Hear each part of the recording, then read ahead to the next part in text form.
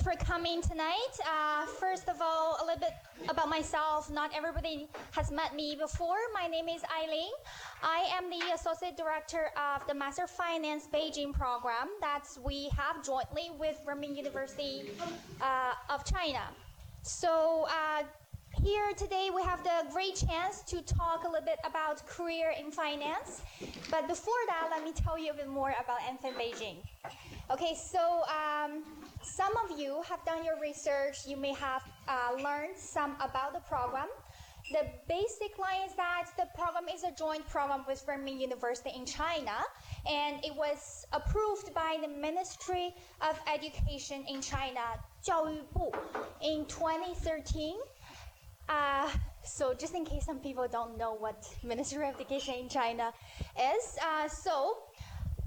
we have faculty from both universities, Queen's and Renmin, and we chose to partner with Hanqing Institute at Renmin University because Hanqing is ranked as #1 in China in applied finance.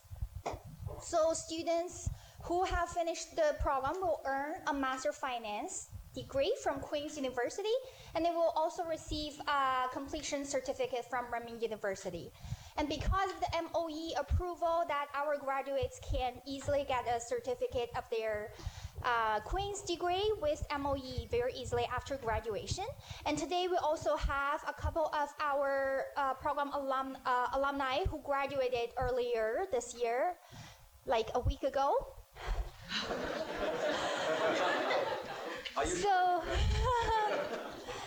So if you do want to learn a little bit about their experience with the program, life and study life in China, feel free to talk with them. And if you don't know who they are, just come to talk to me. I'll make the connection for you. Okay, so back to the program. It is a one-year program, starting in the beginning of September and finishes by the end of July the next year. All the classes are held on the weekend because if you're from China, you will know that in Beijing it's not practical to have classes in the evening because of the traffic and long hours, unfortunately. But having all the classes on the weekend guaranteed our students have Monday to Friday to either do the internship jobs or experience the full-time work environment, so they will make a decision if they want to stay there for longer term. So lastly, because today it's a chance to talk about career. We're not only going to talk about career in Canada, but also career in China, because most of our applicants who are considering the program in Beijing, they're considering a career in China as well. They want to test the water in China. So the program also provides access for our students to have career services provided by a local company in China. So they know the job markets better. They know what the local employers are looking for, so our students can directly talk to them, have some local services. And our career coach today on the panel will also introduce what kind of career services our students can access if you are looking for a job back in Canada as well. Okay, so that's everything about the MFin Beijing program. We do have the program brochure laying around. If you are interested, I would encourage you to grab one. If you have some specific question, you can talk to me or talk to our program manager, Yueming. And here, somebody was wondering, what is that QR code? So you saw me with the same shirt over there. So that is our application group for our applicants in Toronto and areas. If you are interested, feel free to scan it and join the group. Okay, that's about everything. Now, I'd like to introduce Alan from New Horizons and let you know a bit more about New Horizons. Alan.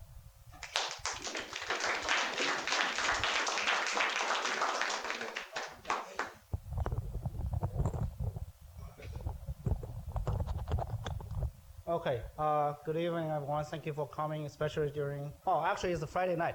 You apparently give up a lot. Social work, I would consider this one is a social event as a part of like a party with a professional touch for sure. My name is Alan. I come from New Horizon Career Club, and we consider ourselves as a close collaborator with Queen's on multiple events, particularly in this career-oriented event or activities. And we were MPO set up, federal listed MPO, founded back in 2016. This already listed as, well, it is already a 6-year anniversary next week. And our organization dedicated really ourselves based on volunteers, but towards enhancing the career advancement, particularly in our community within the financial service industry, locally and abroad. And by collaborating together close with institution or organization like Queen's, we will be able to actually expand our networks and also our influence towards a much more bigger landscape and cover more population or volunteer basis. And for events like this, it really speaks to our true nature of advance every individual's career, and also hopefully everyone coming here share the great caliber to make a professional advancement together with initiative to share your knowledge, assuming if you go further down your own career path. If you eventually make it, give us a shout. We will throw a party like this for you as well. With that being said, again, we are doing lots of events like this, roughly around 20 plus annually, and but especially with Queens, actually give us not only the nice drink and food, and also great location. This one outside window is one of the most photoed area in downtown Toronto. I myself live, I can see my own condo over there. Love the view for sure, but every time it brings me back to the state of mind that we need to remember where we are and where we come from, and also what kind of education we have ever received, and have a further reflection into how we apply such knowledge into the industry or the field you're working to, and how we can bring along it to even further beyond. With that being said, again, thank you for Queens to provide everything, and again, thank you everyone for coming here, enjoying the night together, and share our thoughts and ideas. So without further ado, I would like to introduce Michael. Michael Wong is sitting on our board as well, and is a managing director from For Growth Inc. So Michael, how's up?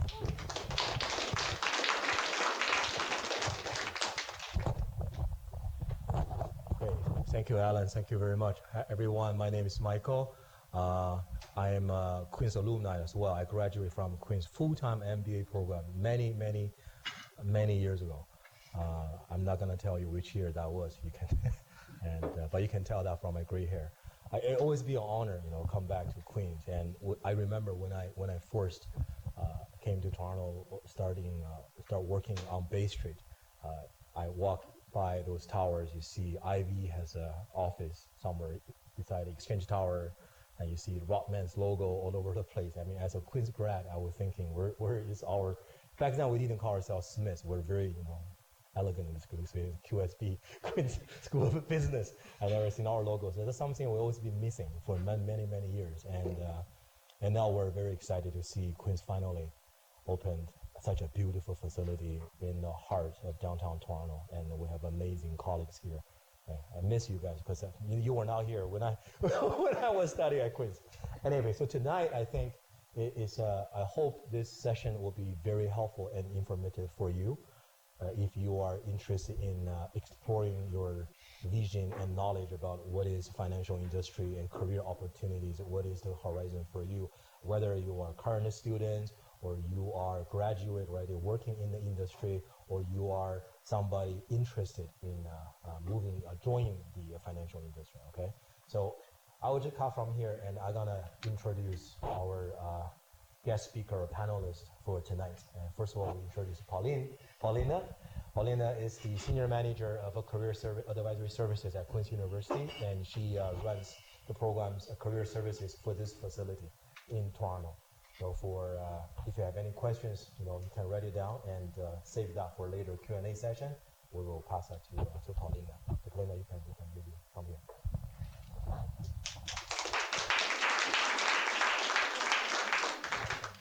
which side? You have to. I will lean against this, so the heels I don't. Sure. And then the next one I would say is Michael, not Michael Wang, but Michael Lu. Michael is an institutional salesperson for RBC Global Asset Management, and before that, he has a great experience in different type of practices in consulting, in investment banking front office, mutual fund, everything. So I think he's a great value add to today's discussion. And I would say for Paulina, she's in charge of career advices, right? But if you really want to know the gossips and anecdotes on the street, Michael is your guy for that. Welcome, Michael. And then the next, we will introduce Sean.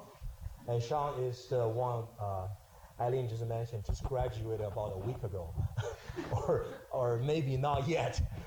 He's a graduate from this program, right? Beijing Renmin University and Queen's program. And then currently, I believe Sean is working in Toronto. He came back. So he can bring a lot of good information and stories and experiences, like what his study experience was and how he landed a career opportunity either in China or somewhere else or in Toronto. So welcome, Sean. And lastly, we introduce another great panelist, Eddie. And Eddie is a manager and a co-founder, I believe, right? Running the career services and student recruiting for all the major schools in Canada and helping students to figure out which way they should pick and what kind of a program is the best fit for their future career and study plan. So welcome, Eddie. So I think I don't need this anymore, right?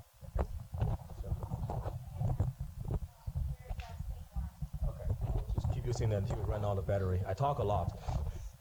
No, that's why we're here today. Yeah, it has been a long day. Friday is tough. I don't know if you guys, I mean, if whoever you work already on Bay Street, Friday is supposed to be a dress down day, right?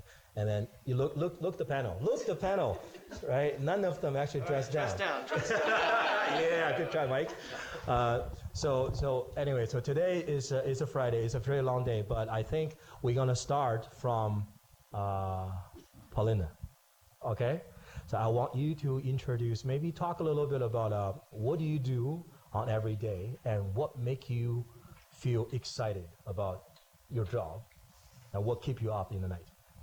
I have the best job ever. Love my job. I get to work with students every day. I get to chat with them. I get to help them figure out their career paths. Sometimes I help them figure out what it is that they want to do as the next steps. And for those, or once we figure that out, I help them strategize and I help them prepare to make the very best impression that they can when they go out into the job market and help them navigate that transition. So, and then I get to hear about all the success stories and the interviews and the job offers, sometimes like a few simultaneous ones. And I also get to meet up with alumni who come back and chat and have coffees and lunches. So really, how good of a job is that? So that's what I do. So day to day, I meet with students. In person or virtually via Zoom, and do sort of the career preparation bit. Do career programming workshops, sessions to help with a career journey. And what we do, so I mentioned, the self-assessment, figuring out what it is that you want to do, figuring out what the landscape is, and then all the prep. So the tactical things that you might think of as being part of career services, the resumes, the cover letters, the personal branding, the LinkedIn profiles, the job search strategies, the mock interviews, the salary negotiations. We do all of that. And I'm part of a bigger team. One of my teammates, Jennifer, is right here. She also works with finance students. We're based out of the Toronto office here. So I get to come to work here every day, which is pretty great. So that's my job in a nutshell. So we provide quite a few services. I'm part of a bigger team. So I'm on the coaching end. I'm on the student-facing side of the house. So I'm part of a bigger team. Many of us are functionally aligned. So we work with students in terms of finance or analytics or artificial intelligence and any of the other areas of business. And we also have another side of the house, which is the corporate relations team. So we work very, very closely with them, and they go out into the marketplace and see what's going on in industry, make connections with employers, let them know about our great programs. They source opportunities, so employers come and recruit from us directly. They organize big networking events here on campus as well. We just had a big event on Monday, a Masters Mixer here that brought quite a few employers from quite a few industries to chat with our students and scope out our talent, and they were quite impressed. So it's a great job, and I'm very lucky to be here. So I think I just told you the sort of most of what we do: the career education piece, the corporate relations piece, and then I also we bring in quite a few resources to make available to students online. So we purchase a lot of those. We have a lot of resources available, and we want to make sure that we prepare students to be ready for what's happening in the marketplace now and in the future.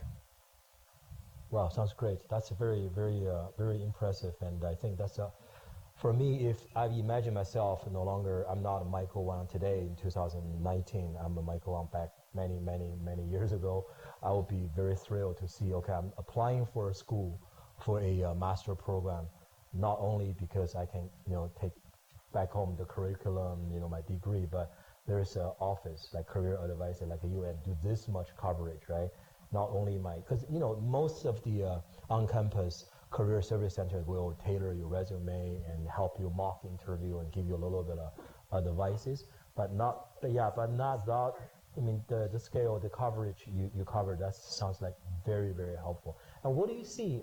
I've been approached by some people, a lot of people actually, through LinkedIn, through Chinese WeChat, through Instagram, through whatever. Then I will sometime, I have time, I'm willing to have a coffee with them, and seems like they're in the program, some kind of program, but a lot of them, they don't know what they want to do. So if they come to you to say, Paulina, I'm graduating next week. Oh, please come earlier. Please come when we start the program. I will work with you. I'm graduating from Queen's, the MM program from Renmin University in Beijing next week. My name is Shang. And sounds like a good guy. But I'm having a little challenge. What do I need to do? I really want to do something in finance, but what should I do? Like, if that's the question, what do you do? Yeah. So part of my role is both coach and advisor. For this, I would go coaching. Okay, coaching. Yeah. I would do coaching. Yeah. Let me explain the difference. Private coaching or group coaching? Or? Private. Oh. Well, we do one-on-one coaching. Right. I do sessions, small group sessions. Okay. We So bring both. a topic, both and large group sessions. And virtual sessions. Basically, we meet the students wherever. Of course, we they tell are. from me, Jennifer, and the team, right? Yeah. So for that, hopefully you came a little bit earlier, but I do. We do work with students at any stage of the process, and this works for both early career because. And that's why I say career advising and coaching. Often, so Queen's, you might not be aware, but has a very strong coaching model in everything that we do. In career services, in the programs, team coaching is often part of that. We have, even lifestyle type coaching available. It's infused into the fabric of what we do. And part of coaching is knowing that actually you have the answer. Because I can tell you, oh yeah, go into this area because it's hot. I can tell you sort of what's happening in the market, high level. But how do you know which area? This is a tough question. I know you don't have to answer if you don't know the answer. No. But So you have to follow. You said you have to follow up. You continuously talking with the industry, with employers, so you know where are the opportunities and what sector or what topic are more. Yes. Okay. And that's what the corporate relations team does as well. They're constantly out there seeing what's happening, seeing what the need is, seeing what the appetite is, seeing how our students do. Wow. Because we do a lot of recruitment, even on-campus recruitment. Okay. So employers come here, and then just-in-time recruitment. We keep very plugged into our alumni network. Right. Queens, I find, is I tell this to my students who during orientations often when they come in. So I will admit I did my education with a competition. Okay, so I didn't go to Queens myself. So I have I know that I'm going to be booed out of the house here, but I've experienced sort of how other schools work, and Queens is unique in that I know in my MBA class, for instance, I knew the 3 people who did their undergrad at Queens. I didn't know where anybody else did their undergrad because it's just not something we talked about. Nobody knew where I did my undergrad and went to good school. So it's not that we didn't go to a good school. But there's something unique about Queens, about like the pride in Queens. Like everybody, you go to Queens and you become part of a family. And you're really, really proud of that family. And you tell everybody that you're at Queens and that you know it. And you come back and you talk to us. And you come back for coffee with me, with profs, with other people. And you tell us what's going on in the market. And you come back and recruit from the program because you know how special Queens is. Okay? So that's how we learn about what's happening in the market. Yeah, we're special. Yeah, I totally give you 100% on that. Yeah. I know. We'll come to Queens and we make the entire notes on that. And I noticed that especially because I came from a different. So I'm like, oh, there's something different here. Yes. There's something different here. So when somebody comes in for coaching, we would chat, we'd have a conversation about interests. We'll have a conversation about, and we have tools. Like self-assessment tools that you can draw on as well to help. Okay. So you have some scientific tools that add to the conversation. But we'll go through that process, and we'll look at what's happening in the market, and then generally students will go out and chat with go out in the market and chat with alumni and with other employers to figure out what the work is day to day, where the match is. And that's part of the process. Yeah, what's going on in the market is always a big question, and that's a $1 million question. What's going on the market? If everybody or any one of us in this room has a crystal ball, we know what is going on in the market, and you either be super rich, or you'll be very, very valuable. So I think I want to pass the mic to Michael. To Michael. Like the mic. Yeah, Mike, drop the mic. So you are in market. You're on the street, right? So what do you see? Not homeless, Mike. Yeah, so what do you see happening on the street? And when we say the street, that means Bay Street. If you do not work along Bay Street, sorry, I'm teasing on you. You know Main that. Street's got really good restaurants. Too, Yes, good restaurant. And just to preface, I normally am very well shaved. I'm doing this for November, so please forgive the shagginess. Yes. Thank you. So now that we got this off the top of the list, I guess in terms of the financial markets, it really depends on where you're looking at it from. And should I talk about the job market or should I talk about the financial markets, or both? I would say, because I will help you. I mean, you don't have to buy me a coffee, but I will help you.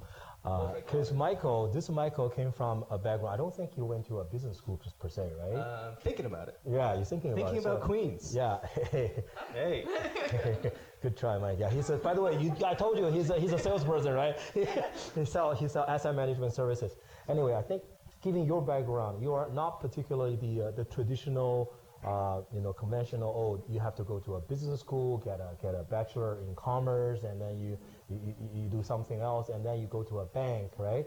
you work on Bay Street, you become one of the smart pants. But you came from a mathematics, that's the background, right? So what's your story? Yeah, sure. I'll just give you a little bit more background on myself. Graduated Waterloo Mathematics, did actuarial science with a finance option. I didn't think I want to do finance, really. I just thought it sounds really cool, so I put that as an option. So I took 2 extra courses, not too bad. Graduated, did actuarial consulting with Willis Towers Watson for a little bit over 2 years. Really interesting project, but I was being pigeonholed a lot. So, and the pension industry was kind of shrinking. So for me, one of the first, when I was in Waterloo, they have, the co-op program. So one of the most important lessons that I've learned is really you want to be aware of what the direction of the world is going. You need to keep yourself updated. And if you know where the direction of the world is going, you will never be unemployed. You'll either be a job creator, or at least you'll know what skill sets to learn, so that you'll be always employed. So I was looking at the market and I was saying, hey, look, that was 2014, 15. I was like, all right, I have all these stats that I learned from school, but I feel like I don't want to do actuarial science. What can I move to? So I was very fortunate. I had a really good friend who was working at CIBC, 750 Lawrence West. He was working in the credit card fraud department, and there was just a position opening up for a senior analytics consultant who works on data models. They create the models, then they measure the marketing campaigns. Really interesting role. So I looked into it, applied, and got a really good recommendation to get in there. So I was working on data science stuff, I guess, before the thing blew up with like convoluted neural networks and all that other machine learning topics. I was very fortunate. It was a very nascent industry, slightly in Canada. Obviously, in the U.S., it's like light years ahead of us. But in that space, I learned a lot and moved on to a front office role at CIBC Capital Markets. Again, very fortunate. I actually networked my way there, put my resume in, but kind of reached out to my CIBC contacts downtown, and they were able to make introductions for me. So, and I was telling Mike earlier, I was handling South American, European bank clients, and also doing kind of like product management for like foreign exchange. So that was really fascinating, but that was literally my 3rd job within, I think, 3.5 years out of university. I thought, I need to kind of take a look at myself and see what I needed to do. So the pause here, though, you came from, so when you did the analytical stuff, right, the modeling, and then you moved to CIBC bank relationship, right? Yeah. When you make that move, your boss in the front office team, what did they say? Did they say, okay, this is a real financial services, and you came from more like a techie background? Why you think you are an asset? That's a great question, Mike. You know what he asked me? He Yeah. asked me, "Are you married?" And the reason he Is asked that allowed? well, I mean, there was no cameras in the room, so I guess I couldn't really indict him afterwards. But basically, the hours are insane. That's why he asked the question. So you need to be willing to put in the hours, the hard work, and the So grind. what your answer was, I'm not married. Even if I was, I'll be like, You're taking off, right? Yeah. Okay. temporarily, obviously. Okay. You got to put on a work face. But anyways, So basically, the interview was really predicated on: are you willing to put in the hours, and are you willing to grind in the office? Because the compensation is great. I think the experience is very invaluable. You deal with global, domestic financial markets on a global and domestic scale. And you also get to interact with very high caliber individuals, which was what I wanted to do. And now I'm very lucky to land a role at RBC GAM, so that's where I am today. So a little bit about myself. So in terms of just a short summary on, I feel like what the current market looks like, it's very uncertain. I mean, I have some of my clients here. I feel like I shouldn't say too much, but a lot of it. You're safe. Oh, sign NDA. This is not a secret or anything, but obviously we know that Bank of Canada is looking to, both Canada and the Fed is looking to decrease the yield at least one time next year. So maybe there is a chance that there's a little bit more of a price bump in fixed income if this is what people are looking into. But the general market sentiment has been pretty close to sentiment is pretty close to a recession. There's a lot of different risk metrics that are pointing at the end of the cycle. And over the last 2 years, we've been always talking about the economy reaching the end of the cycle. So everyone just needs to, add a little bit in cash and therefore prepare yourself in terms of what might be happening in the next few years. But so far, the easing has really extended this economic cycle. So we're still seeing a lot of people still hiring, a lot of companies are still offering jobs, and there's a slight overheat happening where there's a lot of talent, and then there's sometimes not even enough jobs now to fulfill all the talent that are coming into the market. So, but that's only really in certain areas of the bank. A lot of areas of the bank are expanding their capabilities in AML, as even though we say, you know, Trump is polarizing the world, there's a lot of the Canadian banks are still really trying to expand internationally. So with the opening of global payment networks, I think the AML network, AML. Yeah, for you guys who don't know AML, that's anti-money laundering. Anti-money laundering departments have really expanded their networks, and also there's a lot of opportunities now in fintech. There's a lot more money now in Toronto that has been coming in, been flowing around for a long time, never finding a lot of great companies. So with the advent of, you know, Shopify really blowing off the charts, there has been more and more interest in the VC side to invest in Toronto startups. So obviously Queens with their program, they're definitely able to, you know, look at, you know, the skill sets they're able to provide you, not just on the finance side, but, you know, they got their MMAI programs that really, you got to look at yourself and see what do you want to do, and what do you think you're good at, and which programs kind of fit what you think you want to do in the future. For myself, I was very lucky. I met really good people who helped me out. So networking is also very important in your career going forward. Yeah.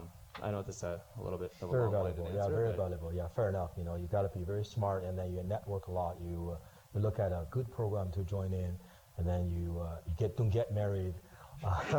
And then you talk to Paulina from time to know what's going on in the market. So I'll pass the mic to Eddie, because Eddie, I know you do a lot recruiting actually, and for like recruit students for schools, right? We work with students, schools, Yeah. and just Right. So if into like, do masters. you? I don't. You don't have to answer, but I think if we agree that Michael mentioned the winter is not winter's coming. winter's coming, right? The winter is coming, right? And Jon Snow is dead.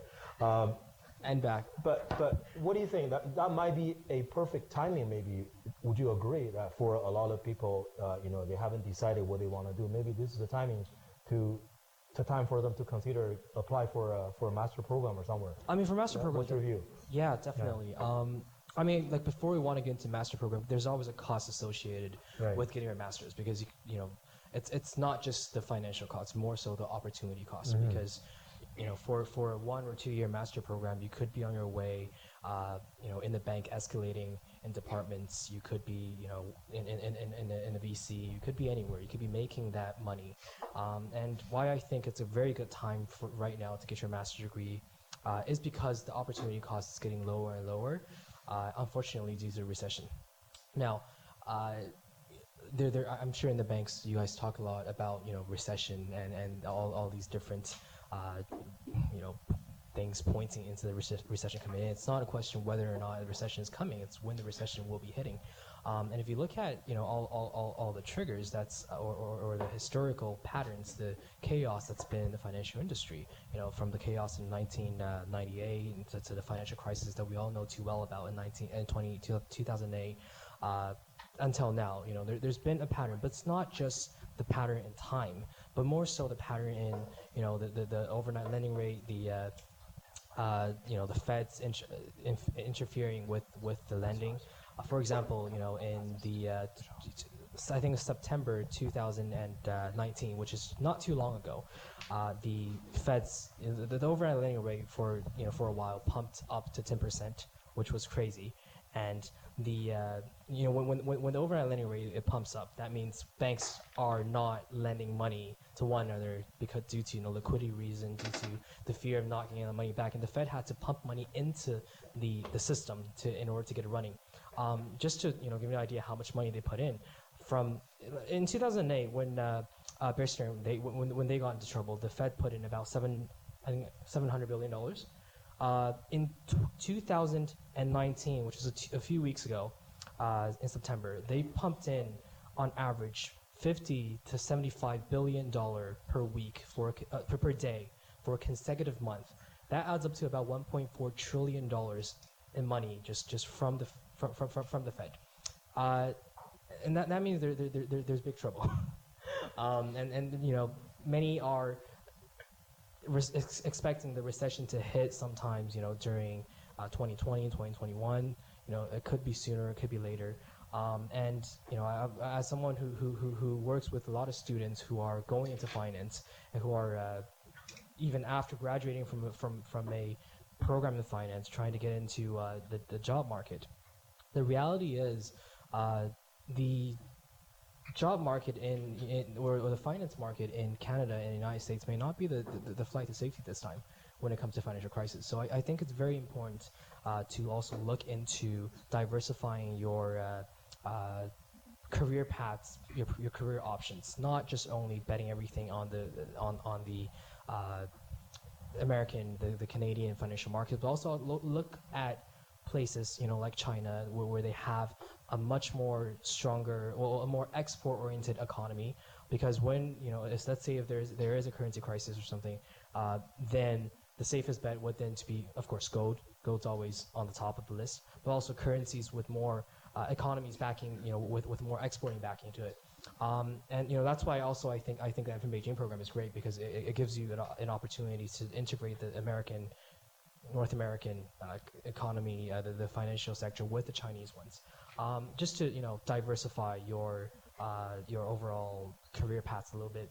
But in terms of education, I think it's definitely a good time to consider getting a master's degree, especially with the job market, with in a recession, wages are lower, and when you enter into recession, on average, and this is based on studies, you would receive about $60,000 to $100,000 less than over a lifetime, of course, not over a year, that'd be crazy, but over a lifetime,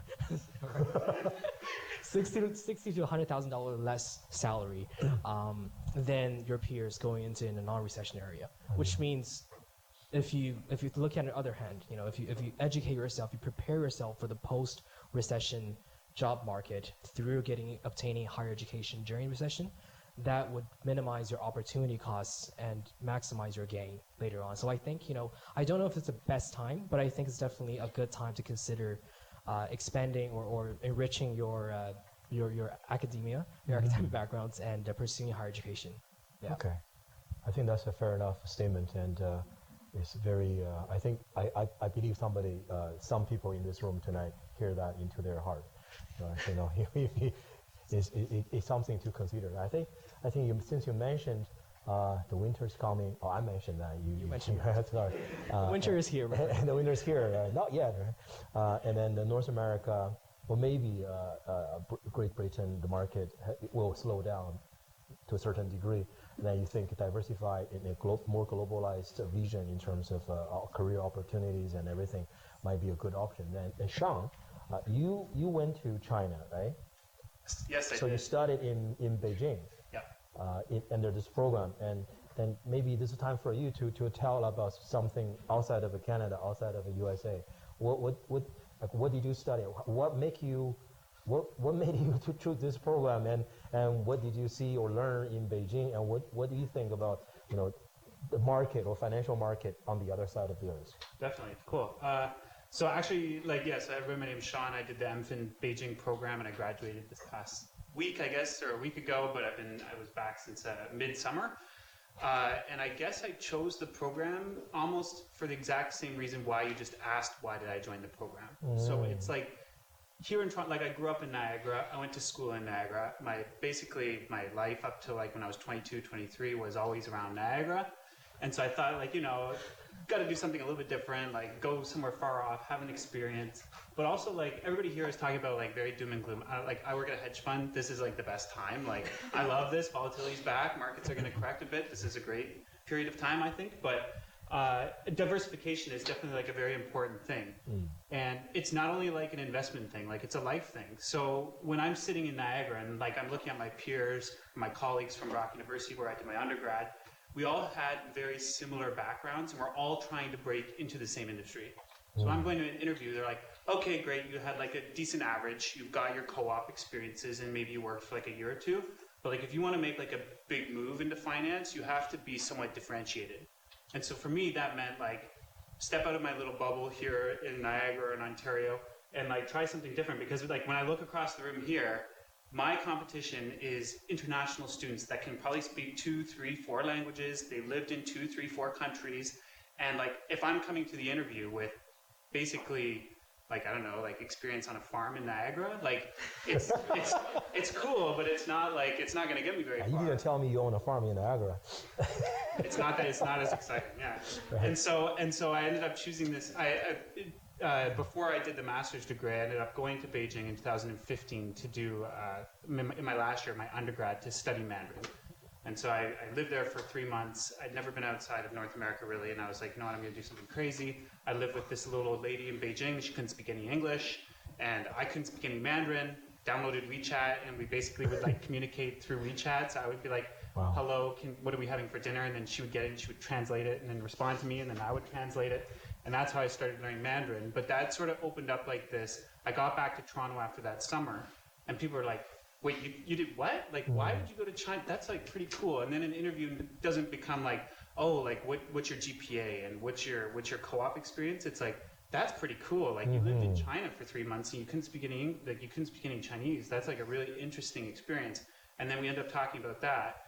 And then it opens up like other doors too. Like I'm part of, like, shout out to CCFA. I'm part of CCFA, and the only reason I would probably be part of this Canadian Chinese Financial Association is because of my experience in Beijing.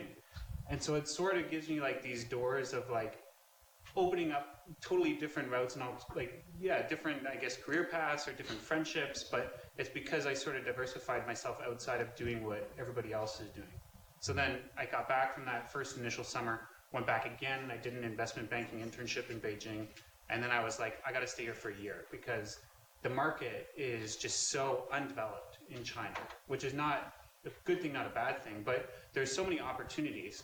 And it was really difficult for me to come back from a very undeveloped, very retail-driven market in China to a very institutional developed market here because there's a lot less opportunities in terms of trading or price dislocation or value. But when you're there, when you're on the ground in China and you sort of experience this like wild west of capital markets, I guess, it's a really interesting place to be. I tried to stay there. Like when I was out there in this past, I guess, December, I had a great conference call with the career coaches from Queens while I was up at like 2 a.m. and they were there and we tried to When make was it work. this summer? This past winter. So past winter, yeah, 2019. Yeah, Okay. 2018, November 2018, yeah. I had a couple calls with them back and forth, and we tried I ended up meeting up through that with somebody at CPPIB in Hong Kong, and they came back to me, which was sort of an eye-opening experience, is like, you don't have enough experience here to be working on the buy side in China. Like your Chinese isn't good enough. Your international experience isn't good enough. And it's funny because the career coach was like, look at the Queen's students here. So, or look at students in Toronto. Like, a lot of them are Chinese citizens that maybe lived in Canada for 10 years. They have an undergrad. Then they've come back to China now. That's your competition. Or it's these people with really diverse, interesting backgrounds. So you're on your way. Maybe I'm like 3 or 4 years away from that now, but it's sort of, this is what set me on that path. This is why I chose this master's degree. This is why I think the Queen's Women program was really interesting, because even before I went on the program, I talked to my boss. I'm like, hey, I'm going to do a master's degree. He's like, why would you do a master's degree? What a waste of money. Like, you don't need a master's degree. Oh, the MBA is dying, blah, blah, blah. He's very like opinionated this way. I don't agree with him, but then I was like, oh, but it's like this master's of finance and it's in China. And he's like, oh, that's pretty cool, because now you're in like a whole new market. You're exposing yourself to a whole new group of people you would have never met.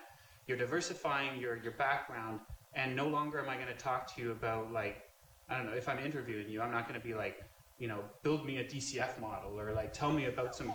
He's gonna be like, so how is it like? Is it really that bad in Hong Kong? Or like, what's happening in Beijing? And it's a totally cool, interesting conversation now. And I've definitely seen that every time. And so okay, so sounds like you did spend some time in China or in Asia Pacific. I bet you traveled a little bit, right, when you were there, right? Yeah, Japan, Korea, and Vietnam maybe. And then you tried. I just stayed in China. Yeah. I know there's a place called Niagara in China somewhere, 200 miles away from Beijing, right? Yeah. So when you apply for either co-op or jobs, what type of job you said is undeveloped and is more like a retail oriented, but what type of a job, like career opportunity that we talk about here? I think everyone heard about it. Okay, you're working for a bank, you're working for an insurance company, you're working for a buy-side asset management, but in China or in that part of this planet, what kind of a job opportunity or career path you have seen so far? Yeah, so Is it just exactly the copy of here or different? it's pretty similar to here, except that a lot of my colleagues actually from the program went on to do or get internships in PE and VC, which has become like so private equity and venture capital in China. Which I'm not sure if that's like a very sustainable, great path. It might be a little bit of a hype area right now, but it sort of is going towards the like to be a private equity investor or a venture capital investor. I think you need to have a level of sophistication, and that's sort of where the market is turning slowly in China. I think that you're getting a more sophisticated investor, you're getting a more sophisticated investor base. You're seeing with like a lot of the financial regulations in China as well that as it's opening up to foreign ownership, you're seeing like big funds like Bridgewater out of the U.S. This is very pro, and I believe opening a shop in China. JP Morgan, Jamie Dimon, all these people are like very pro-China, very open to like. And I think as in why I really wish I could stay there, or hopefully one day we'll go back, is as the market matures, a lot of the valuation disconnect will correct, and that will give a lot of opportunity for, like in finance we talk a lot of like I guess like mean reversions, or like your multiples are going to trade in line with all of your peers. In China there isn't that right now, because you're buying the stock, and not to like very like in an anecdotal way, but you're buying the stock because your brother's sister's friend's uncle bought the stock and he thinks it's a buy, and so everybody's going to buy it. And then the stock jumps 10% one day, and then the next day it drops. Like I'm sure you've all seen, the Chinese market is crazy, A-share market. And so as that becomes more mature, maybe the volatility settles, but then real value emerges, and you can start to find like real good. And I've talked to funds here in Toronto that are like, we are like China in 2 years from now. I don't know. Like I'm not going to make a macro bet. You can't guess what's going to happen in 1 or 2 or 3 years. In 20 years from now, do you think it's going to be smaller? I don't think so. You think it's going to be less developed or more developed? I think more developed. More developed, yeah. So you have to. I'm trying to move in that direction. I think that's fair. I think thank you very much for that. I think that's something interesting for all of us to hear. And back to you, Mike. So you've been in Toronto all the time, I think, right? Have you ever worked in Niagara? We can always use help on the farm. I attended a few weddings there. Okay, but I believe you know North America or Toronto market very well, right? So what do you see in terms of a function or job, type of jobs, opportunities, right? You yourself, of course, on the fund side, right? On the asset management side, that's one of the biggest asset manager, RBC GAM. We call them GAM. It's a global asset management. It's just glamorous. It's just cool, right? But what other opportunity you see? Like you see, I mean, don't tell us the thing are dying. Like tell us something, might have some future. Everything's dying. Right. Okay, it's probably pretty clear. You guys probably know a little bit of this stuff as well. But the marriage of, I think, financial knowledge with cutting edge technology, I think is absolutely the future. Every single company in the world will go in the direction of high-speed technology, or at least in terms of adopting new technology, or else they will die. So we talk about fintech like they're like a separate thing, but I would like to say probably in 10, 20 years, if the big banks in Canada doesn't become fintechs themselves, they're going to be eliminated or gobbled up by other global competitors. And that goes the same for CPG firms, suppliers, just your mom and pop shops, your local bookstore. Everything needs to be, I would suppose, cybernetically enhanced, I'd like to say, maybe. So in terms of where the emerging opportunity is really, you do need, even if you don't really do the intense programming, or you don't have to be a data scientist, but you need to have a sufficient knowledge of what technology will be affecting the industries of tomorrow. And right now, it's very obvious to see that there's a lot of automation going on, right? A lot of that is piggybacking on existing machine learning and deep learning algorithms that has been developed over the years, but there's still a lot of ways to go. In the virtual reality space, people are kind of combining that with like an online virtual world.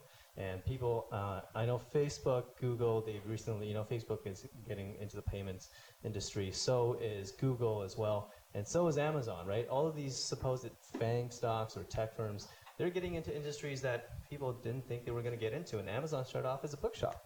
So I would say, like, if you're thinking about areas in finance, there is just so much more room to expand into, but think about it more in a digitized form, right? We talk about Libra as like the crypto, Bitcoin. I think blockchain as a ledger, that might still be a thing in the future. We talk about Bitcoin having a certain limitation because of the scale and also the slow speed, but right now a lot of companies are working on building out that infrastructure for that future financial services transactions, and that's going to be on the cloud. All right, so that's one of the emerging easy ones, I suppose. I think I used up all my ideas. I'm kidding. So the second one is probably healthcare. Healthcare, like, it's a very underserved market right now. So if you're thinking of, if you have some knowledge of healthcare, or even if you know someone with healthcare and you are a finance whiz or finance expert and you have a master's in Queens, like, I would say partner up. Think about, you know, what you can do to disrupt the industry, right? Think big.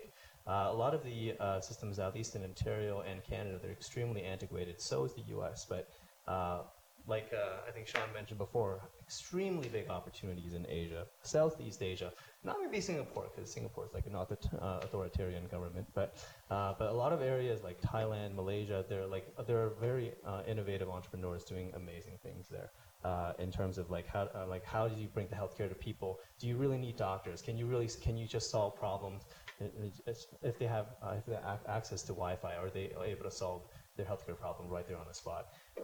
Also, if you want to think even more globally, parts of Eastern Europe and also Africa is ripe for development as well. I know I'm going a little bit further, but for those who want to kind of stay within the confines of Asia, I think that these are two extremely good places to look at. That sounds really amazing. So Paulina, I think back to you.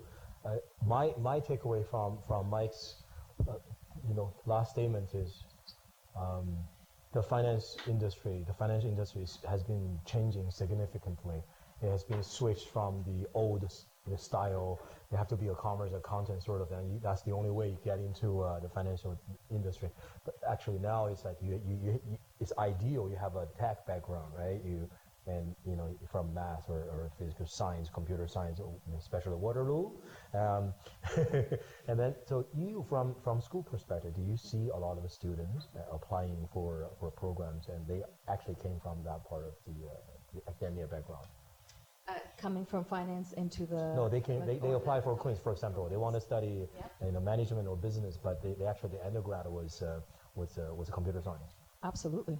So that's a trending, right? That's absolutely. Right. And as part of the finance, there's now option for students to take a course in analytics, and we have a lot of students taking additional workshops or getting those skills, like increasing that skill set. But yes, absolutely. Computer science, engineering background, pretty common. Of course, you have commerce as well, but yeah. Okay. And Eddie, what do you see from your side? Because I know you, in addition to recruiting students, but you also from time to time you help students to give them advices in terms of job hunting and career development. Right? I mean, what do you see on that? Yeah, that's not what we do, but we do help a lot of students. Just because a lot of students, when they end up graduating from master's degree, they will come back for help, asking which directions to go. And I think we're at a quite interesting time where. As Michael has mentioned, a lot of emphasis in technology, but it's not just technology, because traditionally, the banker, with $1 million salary from never got that much. Well, for the rich banker, when we think of rich banker, you got people on Wall Street, you got people who are spending, who are making the money from trading, from Goldman Sachs, from all these JP Morgan, Morgan Stanley, and that's where people want us to go. But the harsh reality is JP Morgan, Morgan Stanley, Goldman Sachs, just to give you into perspective, Goldman Sachs from 2008 to 2018, they've slashed their salary by 61% on average employee. It's not until they're not not recruiting. They're still recruiting aggressively, but they slashed their salary by 61%. Morgan Stanley slashed by 34%. That's a lot of money, especially considering it's such a big area, and you can't blame them, because after 2008, it's not that they don't want to pay their employees, it's that investors are shifting. Investors aren't that as interested as they were back in 2006, 2005 in JP Morgan and Morgan Stanley. Most investors are now investing, putting their money into asset management products, commercial banking, consumer banking, fintech. And even now, in New York, there are the Morgan Stanley, JP Morgan, they're moving out from New York, and technology firms are moving in. It's just that there is a shift in the allocation of funds and how investors want to invest their money, and therefore that shift drives a change in career for the financial industry. And right now, people, I'm sure, we have people here who've also graduated from business schools. Back in the days when I was in school, you always have 2 to 3 to 4 people going to JP, going to Morgan Stanley, going to Goldman Sachs. But now that number is decreasing. I don't know if you agree with me. Right. And more people are getting into, say, risk management, getting into analytics, corporate finance, commercial banking, and that's not because people aren't good enough for trading. It's because trading is fading, because money isn't there anymore as it was when they built the finance curriculum for undergrads.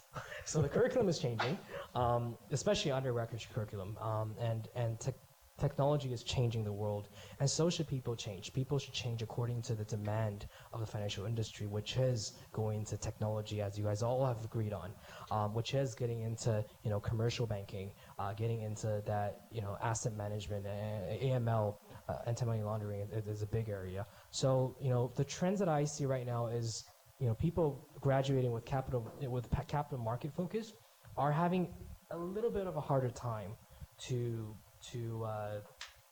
launch into their career. It's getting a little slower, but they're still getting employed because the banking is growing. No matter recession or the economy threat, banking will be there. It's the most efficient way that we as a species figure out how to manage our money and our wealth. But it's just the form of banking is changing, and that's why we should really consider when you're launching into a career in finance, definitely consider what type of job you want to get into and how realistic is that for your background. It's not your background or the macro environment that you're going to get into this position, or maybe consider going to a more high growth position within commercial banking, or retail banking, or asset management, and so on and so forth. So people, that's something that we see a lot within the students, both getting out of undergrad and people graduating from masters. Yeah. We also see students going into, after graduation, going into finance roles and then switching into more data. Oh, really? Sure. Yeah. I like to say, maybe Eddie and Paulina really brings up some really good points around career options. But if you want to categorize for yourself, there's 2 pretty easy ones to do. One is, are you an extrovert or are you an introvert, right? Do you just prefer looking at computer screens or do you like talking to people? That would determine whether you would be more on the client-facing side, sales-oriented, or be more of a deep research, analytics, data type of individual, right? That's one. Second of all, your skill sets. Are you someone who are you someone who really enjoys breaking down problems and then being able to work through it slowly, or are you someone who likes to be work in a really fast-paced environment too, right? Make sure your skill sets and personality fit the kind of job that you want to look for, and that'll make your search so much easier instead of going all over the place like I did. You do a lot of that coaching. Yeah, that sounds familiar. I think Paulina, you does that a lot. You do that. I should have spoken to you. Once in a while, Yeah. So Sean, we have 5 people here. We have 4 panelists. I'm the moderator, right? Among the 4 panelists, and we have 2 people actually working on the street. That's Mike and Sean. Michael works for a bank, a number of banks, right? 2 at least, right? 2, yeah. So CIBC and Royal. And Sean, you're working actually outside of the banking. And Eddie, I know you mentioned a lot. Maybe you didn't realize, but I mean, in Toronto, in Canada, people talk about finance. I think it's just a natural reaction. People use the word banks, right? Because it sounds like in Toronto, everything is under the watch of some bank. But Sean, you make a perfect example. You're working for a hedge fund, right? And you are an associate portfolio manager, associate PM for a hedge fund. And would you mind to share with everyone here, what does Canadian hedge fund do in comparison with? I'm not, I didn't write next season for the billion. But tell us, like that. It's yeah, not yeah, really as is that the same thing? You have a really beautiful, good-looking people working on the floor and crazy guys making billions like over a night. Yeah, tell us about what's the difference between a hedge fund and a bank. So first off, like hedge fund world, like when you think of hedge funds, you think of like billions or like Bridgewater. Yes. So like Canada's hedge funds are small compared to global, and the one that I work at is small compared to Canada. So it's like a real boutique type firm, and it's pretty crazy because after spending some time in China, like a Chinese family office could compare in size to like a Canadian hedge fund.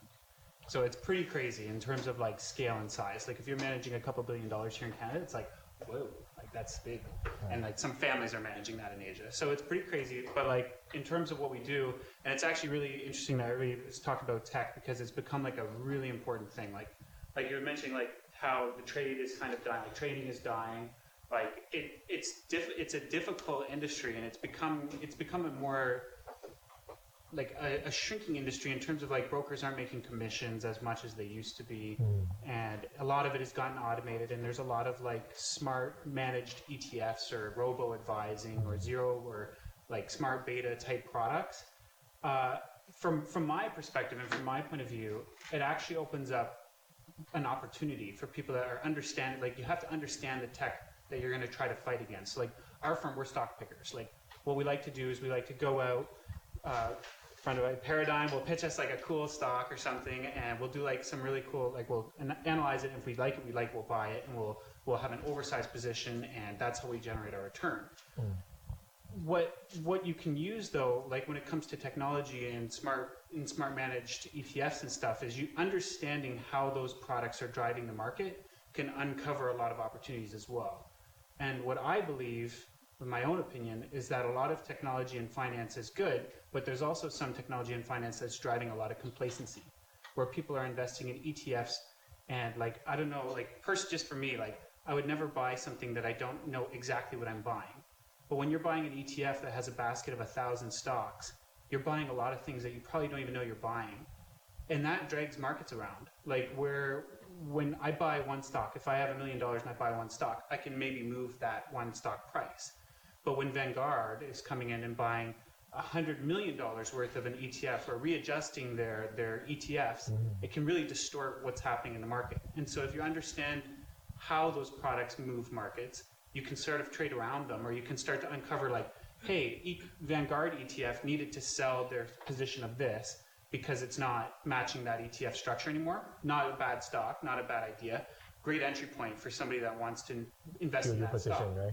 And so knowing the technology and being able to play around with it is really important as well. Even if you don't like, I don't write algorithms, or like I'm not gonna be out there doing computer sciencey stuff, but I do need to know what is driving those algorithms, or what is driving that purchasing decision, so that I'm not on the wrong side of that trade. To add to Sean's point, actually, like I think their fund is a very fundamental, bottoms-up stock picking hedge fund, and I think you guys probably look a lot into ESG, right? Environmental, social, governance factor. Yeah. So that's the next generation of alpha generators above all the financial factors that are currently existing in accounting statements, but ESG really looks deeper into the governance factors socially, whether there's a lot of things that the company's still doing would be relevant 10, 15 years down the road with all these new regulations and globalizations happen. So that's the extra financial factors. So therefore, in terms of fundamentals, there will still at least be like 10, 20 years more for that type of strategy still to go forward. So that is definitely an option for you guys to consider, who thinks quant is always the way to go. Quant is definitely picking up more in terms of trending, but most of that efficiency is in the US market. So for companies like Sean's, who's able to perhaps pick out dislocations and price discovery, that's all the better for them, right? Especially if they buy the oversized positions, like they mentioned. Yeah. Thank you. I think that's great. You guys use a lot of buzzword and talk about hedge fund, ETF, ESG, and are you looking for alpha, you hate the beta. But a lot of people here, and I bet you're already working in the industry, or you learned that from your curriculum. But if you have a little problem to understand what the heck they're talking about, this is your time now. I think I will save the past time to pass on to all the audience who are in the Q&A. So if you have any questions, feel free to either yell on top of your lawn, or you can just raise your hands up and we'll pass the mic to you. Okay, any question? You cannot ask them whether they're married, okay? That's not, but my personal opinion, if that's CIBC, but I know in capital markets, whoever working at capital market or came from a capital market background like me, that is, you agree, right? That's a different type of animal. Right? It's a different type of animal among the banks. You tell them, okay, I work for a branch network, I work for commercial banking, I work for IT operation, compliance, regulatory, accounting, general accountant office. That's all, good side of the bank. People talk about equality, diversification, office, politeness. But on the capital market side, everyone all of a sudden turn into evil and animals. So that question, normally you won't be able to, they won't ask you that question if you're on the nice, the better, the bright side of the bank. But if you apply for a capital market, especially front office jobs, that might be, a little bit invasive, right? Yeah. Interesting thing to add to that, Right. because we talk a lot about networking and coffee chats and getting out and talking to people. Right. And I say, we do little tutorials or sessions on like how to go about doing coffee chats. And then there's like, and a caveat. If you're having a coffee chat with someone from capital markets, it's not a coffee chat. They're going to try to tear you apart, like Yes. really go. Yeah. So that's what a coffee chat normally looks like. And then, that's not entirely, but. So whoever in But Queen's or going to apply for a Queen's program, beast. remember, always talk to Belinda as early as possible to learn those tips and tricks, okay? Before you really ends up having a coffee chat with somebody, then you'll be turned off. You'll be swallowed alive. No, just exaggerating. I'm exaggerating here. I know. But it is different. Okay, so now we open to the floor. Anyone has any questions or something you want to ask any one of the panels? Go ahead. Just curious, you guys, MBA program or the finance program, the potential student will lose a lot of opportunity cost, and how much you guys can return out of graduate from this program? You guys have any idea? Usually average, like an average. So I'll tell you for the master finance here, right? The average, and that keep in mind, we have students in the program from in various stages of the careers going into various areas of finance, right? The average salary depends on the sector that you go into. Generally, the last I looked that up before because I thought you might ask, was around 86,000 for the last class that we have numbers on. What we see, and this is for all the programs that I work with, what I'm seeing, and I work with the Master Finance, Master Management Analytics, the AI program, is that it depends on. Basically, the students end up a grade higher of where they were. Like the trajectory is really good. For those who are looking to stay within their general area, you kind of sort of move up the ladder. If you're trying to break into a different area, then that might be a lateral move, or that might be a little bit of a transition job between, or like between the one what you get after graduation and later on. So it can be like a two-step process to get into the path that you're looking for.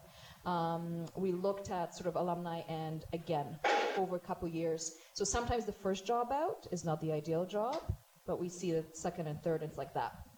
Kind of trajectory. That's fair enough. I mean, I will jump in to answer part of from my perspective of your question. That's a great question, but I would say it'd be more fair if you look at the question from a systematic, like a overall perspective, right? So how you define what is return? Are you calculating ROIC or IRR or ROE?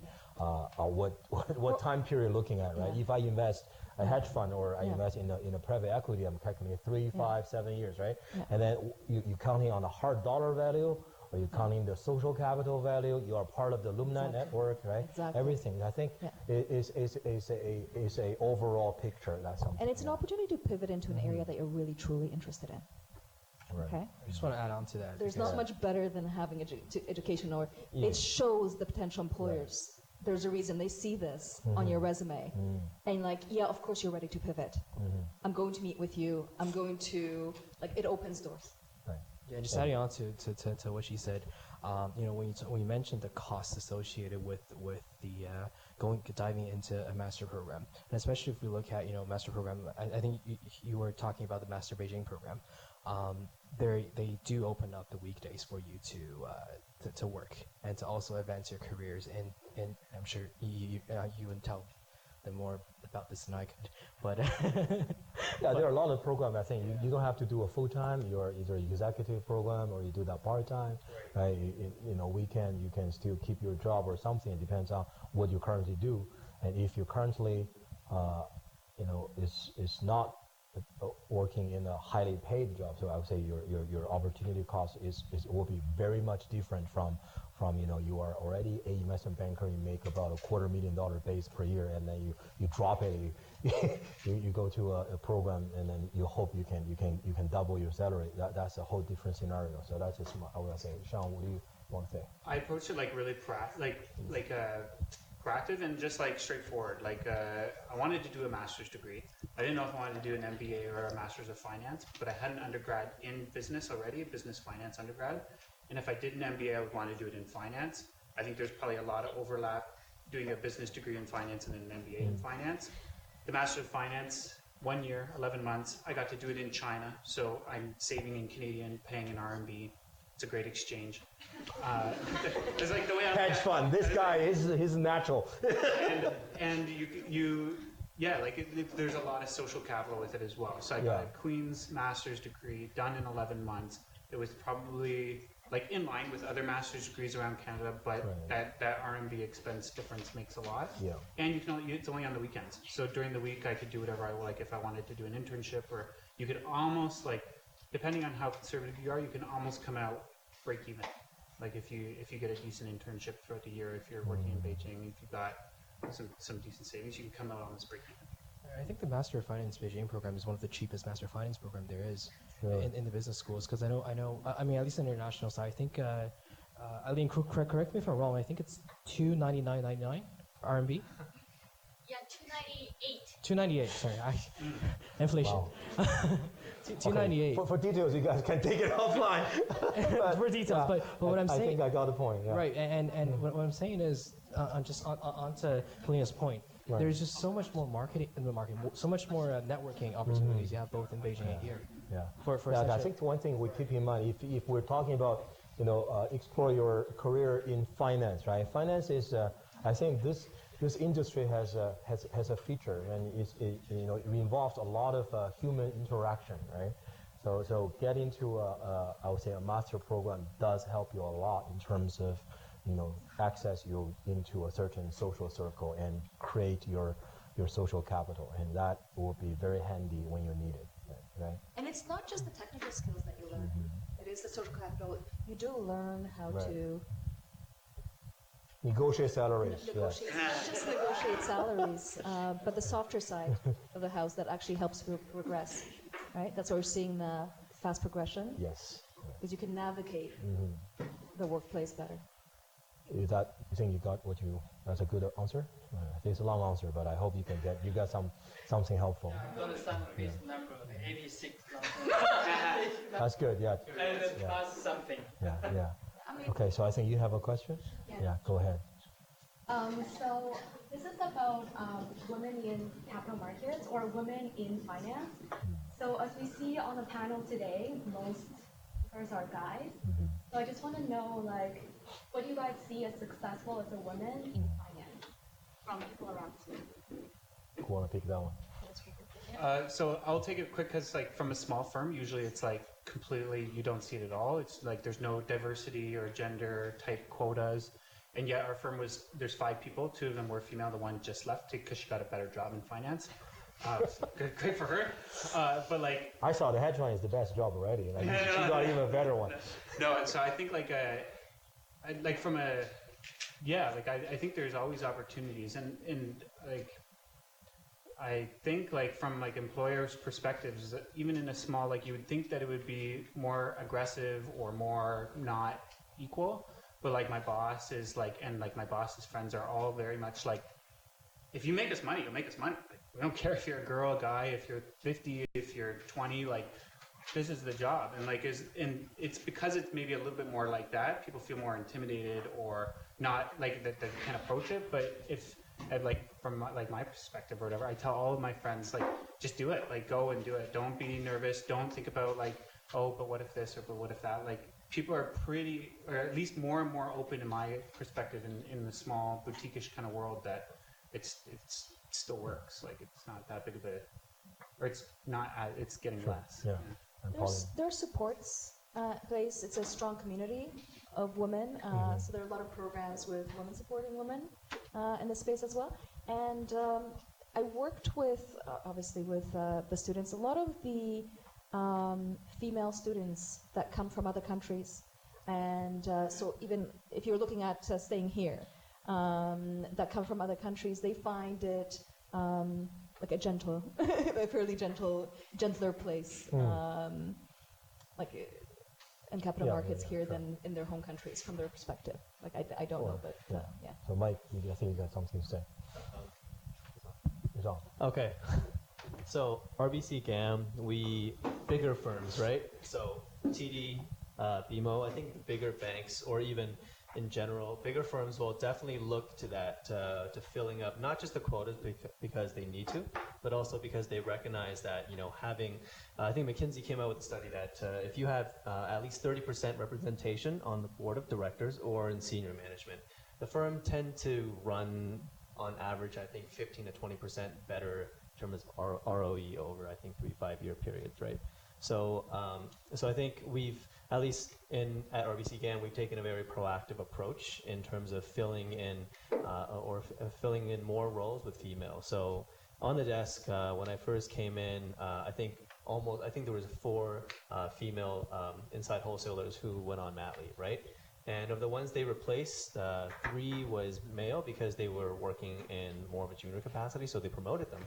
But they hired 1 female from the outside because they understand, because it's not just about whether to promote internally, but also about, you know, skill sets, right?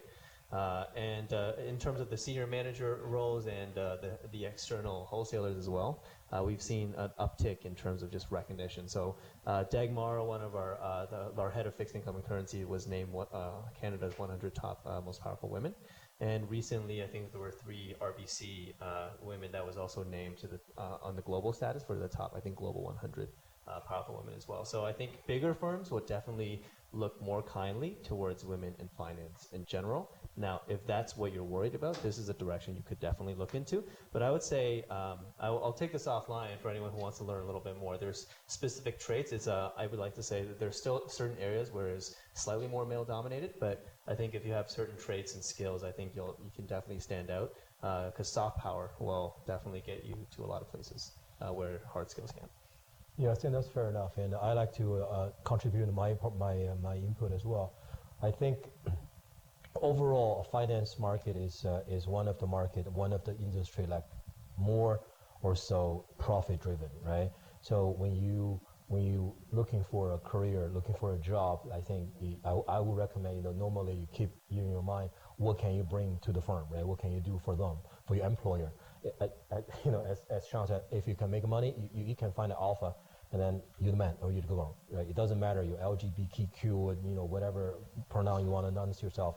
I think most of the Canadian employers, they don't have like a preference, but there are more opportunities because they are designated programs at the large firms, because they do have the resource and the time and dedicate people, human, to run this, and they have a huge HR team. Say we have a women in capital markets under, you know, TD, RBC, Scotia, BMO, and CIBC.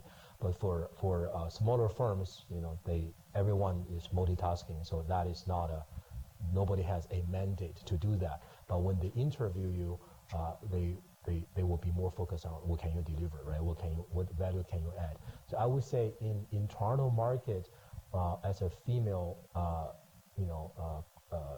working in capital market, you should have a pretty good opportunity to be connected with some of those programs or social networks to help you out. Yeah. But large firms, if that's your concern, as Mike said, then focusing on the larger firm, you have a maybe better chance.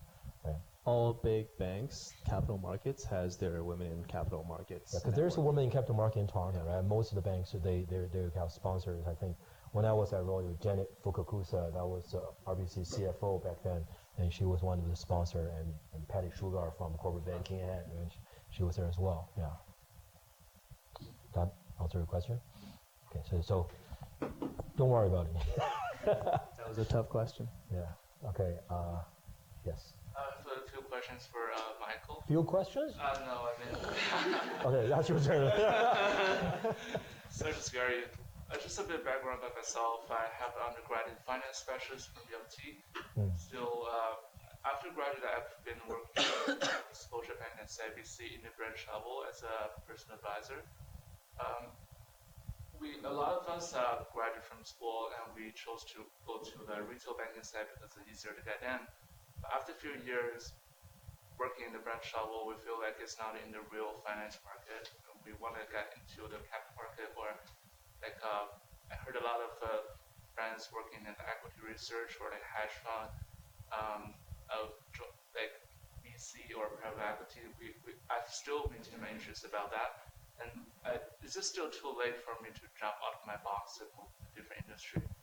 Or is there any recommendation or suggestions you can make for our personal finance professionals to move into the capital market?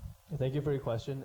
In the interest of time, I'll make it very brief because it is a personal question. I would encourage any personal questions afterwards to contact us individually because we want to be aware of everyone's time on a Friday evening. But thank you so much for the question. I think Sean would have a great insight into the job industry and the hedge fund industry in Canada. But I would say it's never too late. Like you're a young guy, very motivated. I think.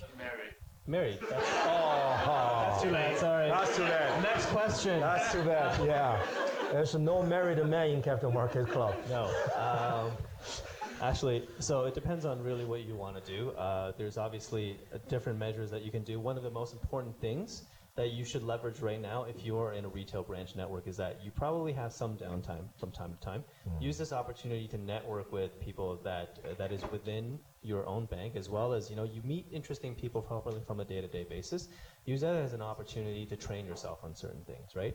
If you want to be doing analytics stuff, maybe it's something else. But in a retail bank, when you start there, a lot of it is, you got to face the clients, you got to probably sell them credit cards, right? You have a certain quota to make. These are all very sales-oriented kind of roles. Now you want to find out if that's something that if you really want to do. Now, you said you want to jump into the capital markets, control capital flow, and be on more on the financing side of the business. Yeah, there's absolutely a lot of opportunities there. It is really out there. Unfortunately, in Canada, the hidden job market, or the informal job market, a lot of jobs aren't really posted online. They are through informal networks. So I would say expand your network. Use the banks that you're currently. Which bank are you working with right now? CIBC. Perfect. CIBC. If you want, I can connect with you with a few people. If you want to have. Success story. Oh my God.